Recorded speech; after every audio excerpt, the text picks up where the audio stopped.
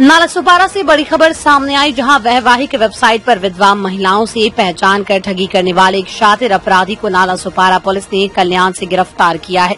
Police के मुताबिक इस आरोपी ने 20 से 25 महिलाओं को जालसाजी का शिकार बनाया। आरोपी की पहचान फिरोज नियाज शेख के रूप में हुई है। करीब 25 महिलाओं से शादी करने वाला फिरोज आखिरकार पुलिस की जाल में फंस ही गया। 2015 में फिरोज नियाज शेख ने पुणे में 4 महिलाओं से शादी की। इसके बाद वो 2023 में 6 बार जेल गया, लेकिन उसके बाद भी उसने धोखा देना जारी रखा और 25 महिलाओं से शादी की और नई साथी के सपने को चकनाचूर कर दिया। उसके आते ही पुलिस उसे हथकड़ी लगाकर ले गई। नालासोपारा पुलिस थाने के वरिष्ठ पुलिस निरीक्षक विजय सिंह बागल ने बताया कि शिकायतकर्ता पीड़ित महिला नालासोपारा की निवासी है। महिला की पहचान वैवाहिक वेबसाइट शादीकॉम के माध्यम से हुई थी। आरोपी ने अपनी पहली शादी की बात छुपाकर महिला को प्रेम जाल में फंसाकर उससे शादी की थी। उसके बाद निजी कारणों का वास्ता देकर कार और लैपटॉप के लिए 6,50,790 रूपये लेकर फरार हो गया। इस मामले की शिकायत महिला ने पुलिस थाने में दर्ज कराई थी। इसके बाद से पुलिस जांच में जुट गई। पुलिस ने बताया है कि जांच के दौरान पुलिस को मुखबिरों से सूचना मिली। आरोपी कल्याण में छुप कर रहता है। सूचना के आधार पर पुलिस ने जाल बिछाकर आरोपी को गिरफ्तार कर लिया। पुलिस की पूछताछ में आरोपी ने बताया कि वैवाहिक वेबसाइट पर विधवा महिलाओं से फर्जी नाम से जान पहचान बनाता था। इसके बाद शादी का झांसा देकर गहने रुपए लेकर फरार हो जाता। उसने करीब 2 दर्जन से ज्यादा महिलाओं से धोखाधड़ी की वारदात को अंजाम दिया है।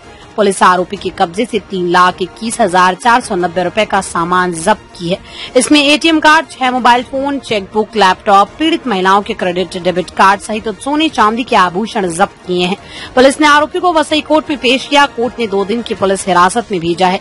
फिलहाल पुलिस मामले की तहकीकात कर रही है। वहीं इस पूरे मामले में नालासोपारा पुलिस थाने के वरिष्ठ पुलिस निरीक्षक विजय सिंह बागल ने हमें जानकारी दी।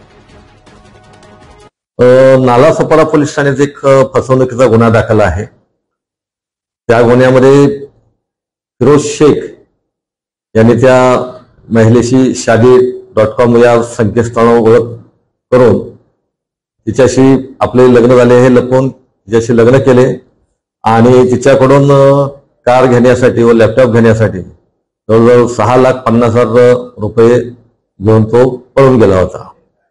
त्याप्रमाणे हा गुन्हा दाखल झाला होता।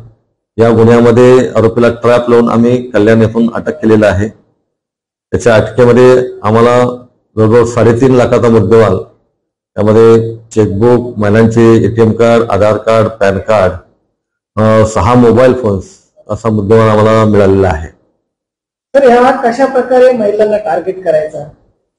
त्याची मोडत अशी आहे की शादी.com वरून जे घटस्फोटित ज्या महिला आहेत त्यांना लग्न करण्याचे आमिष दाखवून हा त्यांना जवळीक निर्माण करतो आणि त्यांच्याशी लग्न करतो आणि पैसे घेऊन तो पसार होतो। सर, याने आतापर्यंत कुठे कुठे असे गुन्हे केलेले आहेत आणि साधारण किती गुन्हे या ठिकाणी दाखल आहेत आणि लोकांना काय? यापूर्वी याने असे गुन्हे पुण्यामध्ये 2 केलेले, हडपसर आहे, भोसरी आहे, मुंबईमध्ये घाटकोपर, पार्ला, अर्नाळा, नालासोपारा जवळजवळ असे 7 ते 8 गुन्हे याने केलेले आहेत। यापूर्वी तो पुण्यामधील एका गुन्ह्यामध्ये 7 वर्ष तो जेलमध्ये होता। तर या ठिकाणी अजून इतर राज्यामध्ये सुद्धा यांनी काय गुन्हे केले असं आहे का? याच्याकडे तपासामध्ये अशी माहिती मिळेल यांनी जवळजवळ 25 ते 30 महिलांची अशा प्रकारे फसवणूक केलेली आहे। त्याच्यामध्ये मध्य प्रदेश आहे, उत्तर प्रदेश आहे, दिल्ली आहे, गुजरात आहे, अशा या ठिकाणी त्यांनी अशा महिलांना जाळ्यातून फसवणूक केलेली आहे। तर लोकांना काय आवाहन करा?